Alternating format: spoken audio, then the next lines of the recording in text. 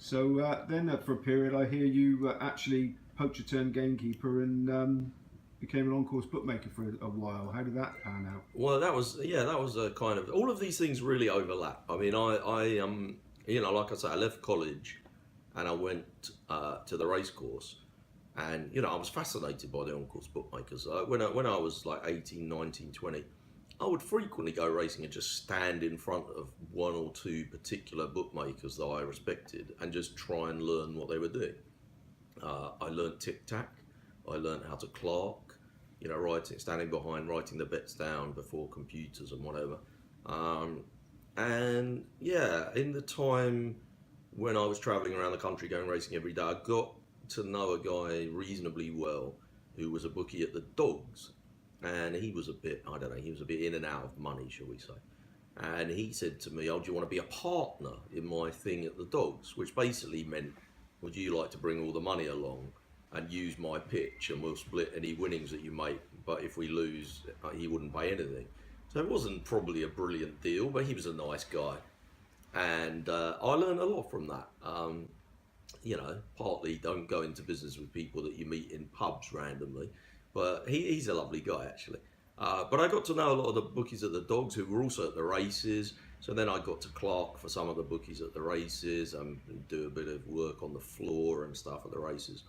And when I did have that period of being broke and I had to move back in with my parents, the first thing I did was go to the local dog track where my parents lived.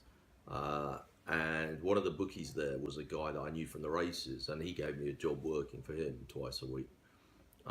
So that got me a bit of pin money. And I met a fella there who went on to be a great mentor of mine, who I'll talk about a bit later. But um, yeah, I think it was before that. Probably I was at the races at Ascot one day, and like I say, I lived. That was where I was brought up, so I always went to Ascot most meetings. And there was a bookmaker, and we went in a very cheap enclosure for Royal Ascot. It was called the Heath then. Now they've turned it into some kind of nightclub in the daytime or something. I don't know what the hell they're trying to do there, but it was £1 to go on the Heath. It used to be 50p. I remember when they doubled the price. It was controversial. And there was about 12 bookmakers there, and it was pretty low rent, the whole thing. There was a fish and chip van, I think, and a bar. And the average stake was probably £2 that people were having. And this guy was trying to take bets resting on his knee in pencil while he updated the odds on his board in chalk, and gave out the change and the tickets. And I went up to him and said, "Look, you look like you might be struggling to manage to multitask all these jobs." And he said, "Yeah, my mate was supposed to clerk for me, and he never showed up. And do you want a day's work?" So I started working for him, and I said, "Well, look, I'll do it, but I want to have a bet. I've come here to have an afternoon out and have a few bets." He said, "Well, bet with me." And somehow I managed to bet 4 winners out of 6 races that afternoon. And he thought I was absolutely the bee's knees. So he said, "Well, actually, I'm a bookmaker, but I've got these pitches, and I have to go once a year just to keep the pitches. I'm not really interested in being a bookmaker anymore. I've got a proper job now. I joined the waiting list years ago and whatever.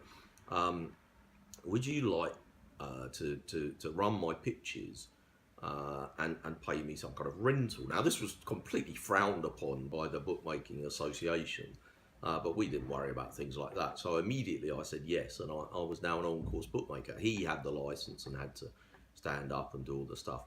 After a while, I got a license of my own, actually, and we joined all kinds of extra waiting lists. And then they brought in this thing called the extended supplementary, which meant that if you were way down the waiting list, number 754, and you were going to have to be 183 years old before they let you bet at Royal Ascot, you could now turn up on spec, and if there weren't enough bookmakers there on the day, you were in.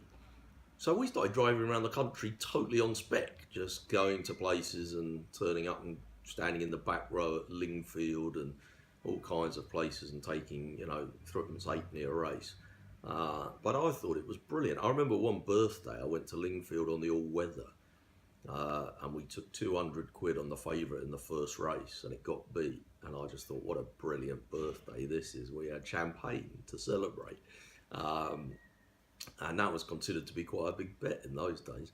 And then one day in 2001, I think it might have been 2000, 2001, I think, they decided they were going to totally deregulate the on-course market. All these old boys that had been bookmakers for years wanted to get out because they were old now and they didn't have sons or brothers to leave the business to, and that's what you had to do if you wanted to pass it on. And they were holding on, hoping to sell their business.